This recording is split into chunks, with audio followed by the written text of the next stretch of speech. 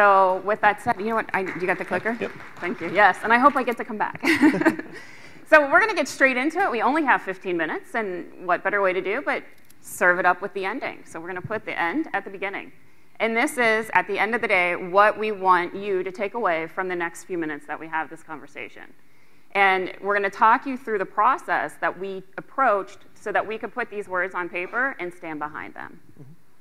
So you met us briefly. I'm Kimberly, and this is Drew. And we've been partnering for about three years. Mm-hmm.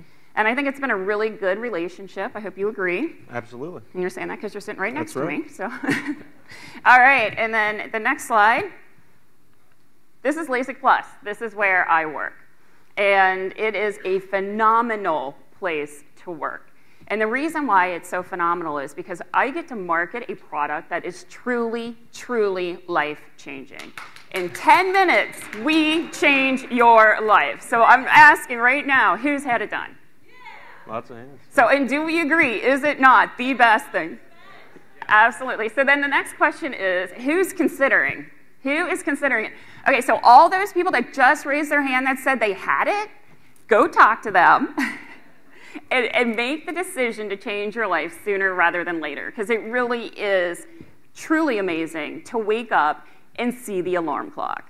And you see all kinds of other things that you never knew that you were missing. So that's just my own little plug for my company. I told Drew, if you're going to get me up here on stage and make me public speak, I get to sell a little bit of my product. That's right. So with LasikPlus, the thing that I really want to point out, other than that we have such an amazing product, is that it's a direct response type of advertising vehicle. And in fact, the entire LASIK industry runs on direct response. So if you get kind of bored through this presentation, which I know you won't, you can actually go out and Google The Simpsons. Remember The Simpsons? And they actually did an entire episode or a spoof on LASIK and how the industry is all about their direct response come in now advertising. So it's pretty funny. But what that means to me specifically is that all of my media spend is measured on a cost per appointment. And we use these metrics to optimize our buys, which is great. It's a great starting point. But what it should not be is the end point, because it only tells a little bit of the story. And what I ran into was essentially, unfortunately, people with higher influence than me looking at these CPAs and reading them literally. So specifically, they're running down the list of metrics, and they're saying, what in the world is happening with display? Your CPA is unacceptable, and you need to kill your budget. So this is a problem, because Drew and I are having conversations about increasing the display budget, not reducing it. And so I'm having conversations with my CFO saying, no, you have to understand, there is so much more to display than what the CPA is telling us. You can't read it alone in isolation. And he says to me, well, how do you know that? And I said, well, because my intuition tells me. So here's a note. Never use the word intuition in a conversation with a CFO, because it will go over it like a lead Zeppelin. Right. So this is where Drew comes into play and said, hey, we really do need to figure out how to quantify the impact of what display is doing for us, or we're going to lose it. And by doing that, we're going to lose a lot of our appointment volume. Yeah, and so we've heard a lot, I think, about last click. I think there's a consensus in the room that that's probably not the best methodology out there, but it's, I think, sometimes seen as being a very overwhelming challenge to go to some other version of that truth, right, that we're creating.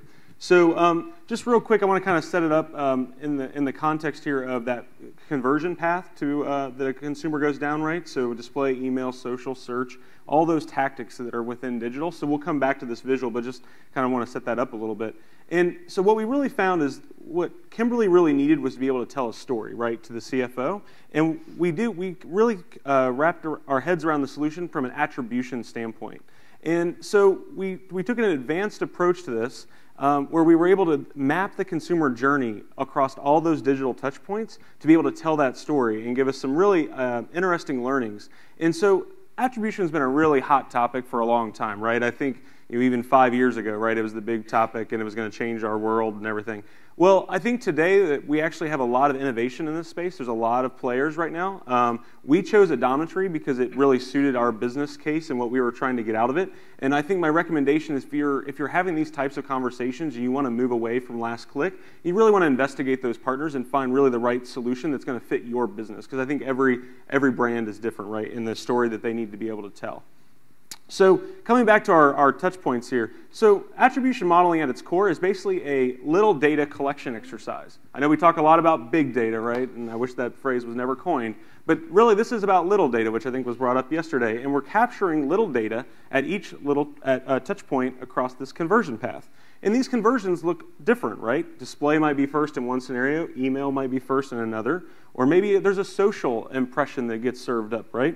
And then maybe paid search is the closer, which is kind of typical, right, in this last click mindset. In fact, Google's made all their money on last click, so good for them.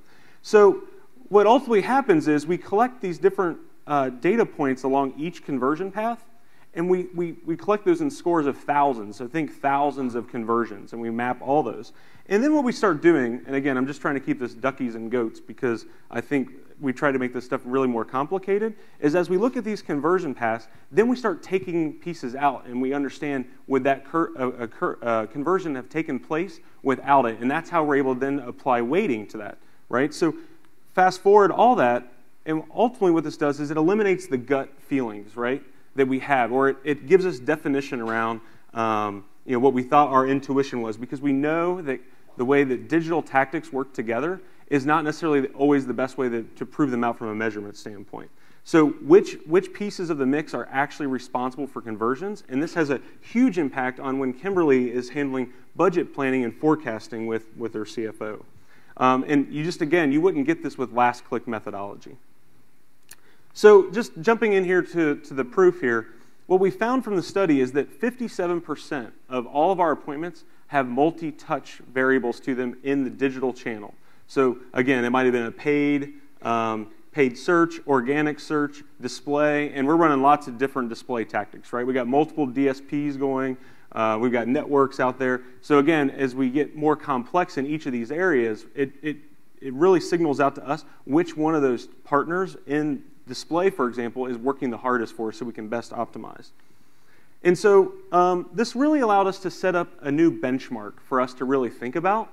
So prior to going through this process, display was getting 0 credit. And Kimberly alluded to this with the direct CPAs that they were looking at, and they're like, oh, how can we keep investing in this? But ultimately what we found is that display really should have 27% of the credit. So that's a pretty huge leap forward, right? Especially from an investment case. And then in this model, paid search actually was getting a lot more credit than it deserved. Not that search isn't fantastic, right? It's that database of intentions, but we needed to knock it down a few pegs so we can invest in other areas that's going to lead to more appointment generation volume for LasikPlus. And you also see here that organic search, again, huge piece of the puzzle here. So I think, to kind of wrap this up a little bit, and I think we'll have some good Q&A on this, is that we don't really look at this as the golden ticket by any stretch, but what we do see is that there's opportunity to keep advancing this model. So this is kind of, we're kind of stepping our way through this together as the brand and the agency. And what we're finding is that quarter by quarter, we're going to be able to add more and more data to this model and bring in more players so that it'll actually become cross-channels. So right now, we've been really only focused on the digital side, but ultimately, we're going to take that across to really looking at cross-channel modeling. And so with that, that's really our learnings to date, and it's really driven a great success story as far as it relates to us not only maintaining our digital budgets, but also then investing for the future in digital when maybe 10 years ago that wouldn't have been the case. And I wish to say that this ended all discussion on what the digital budget should be, and of course that would just be probably unrealistic and a lie. So those discussions still do happen, but what this did do was give me information, and it gave me data, and it gave me real evidence that display does more than what is reflected in a cost per, so that when I go into conversations with the CFO and make these budget recommendations, I actually have a weapon, and I'm not relying on something that obviously means 0 to him, which is intuition or gut. And so it's been very, very helpful to me in my negotiations with my budgets. It's a small step, it's small data, it's a small step for us. But if you think about the fact that we had none of this information before we started this process, a little step is better than not moving forward at all. And so it's been very, very helpful, and I'm very excited to see what new learnings we get as we continue to augment the research, and then we continue to use that information to optimize the buys and the spend levels at across the different digital media assets that we use. And so we know that attribution's been, again, a hot topic, so we'd love to open up for questions, and I know that doesn't always happen, so love to. Okay, I'll start with the first question. Can you give us a specific change to your digital mix based on the learnings you have? We can. So I'll tee it up real quick, but again, based on CPAs, we were reading different measurements, and one of them was local display versus an all-market buy, and we found that the CPAs at a local display were even higher than what they were for an all-market buy. And so throughout 2012, we optimized ourselves right out of that type of buy. But then I think we went through the learnings and learned that it really does have a very real role to our media mix. Yeah, absolutely. So what we found is that in local display specifically, while it might have been a higher direct CPA that we wouldn't really entertain in the old model, what we were missing out on was a lot more volume there, and it was even within our threshold. So it allowed us to bring that back into the mix, and let's hope it stays there, and maybe we'll find other ways too. And I think that kind of goes back to the point about multiple display tactics running, right? Whether it's footprint, national, you name it, we can look at all those levers and make adjustments accordingly. Great. Front row. Hi, Jason Coots with Everbank. We've been doing path to conversion reporting for a while and trying to figure out how it is actually impacting the funnel. The thing that we're struggling with the most is kind of that last mile. It's what is the attribution modeling itself, and we're struggling with trying to figure out display for us is really high up in the funnel, and search is last click, right? So you go through, and we're trying to figure out how do you apply a bigger percentage of attribution rather than just like a one-to-one. It's a bigger, because it's higher up in the intent funnel or the sales funnel, that it really does introduce the brand all the way down to the actual conversion, which is not, it's important, but they're going to get there because they have intent.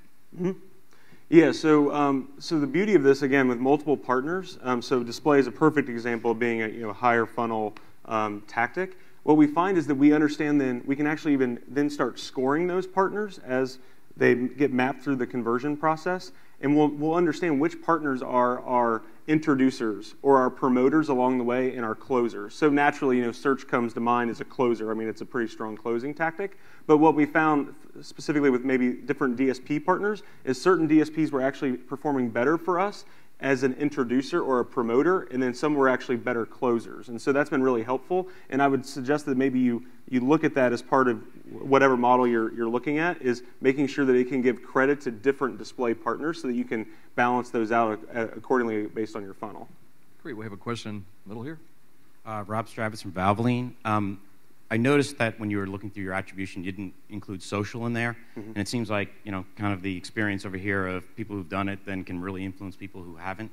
Is that just because there's something inherent in the tool, or just you're kind of tackling the stuff that you pay for first, and then that'll come next? Yeah, we definitely wanted to kind of step this through, and this is where we're spending a bulk of our investment. There is ways to measure social activity. So, if you think Twitter, Facebook, kind of your major platforms out there, and we'll absolutely be adding those. But we wanted to really get a really good base learning around these core tactics that were, obviously that's a bulk of our investment. And for my company, there was actually a lot of skepticism in this methodology. And so to be able to start out small and just prove small ways of how this can impact us was the easiest way to make our point, as opposed to going in with a 100-page deck saying, look at all this data, and now we have to make all these changes based on it. So again, for my company, it was really important, especially when you're dealing with upper management that's very literal and very numbers-driven, to take small steps and approach it sort of methodically so it doesn't become overly overwhelming, which is what I was hoping we wouldn't do. Thank you very much. Great program. Thank you. Thank you.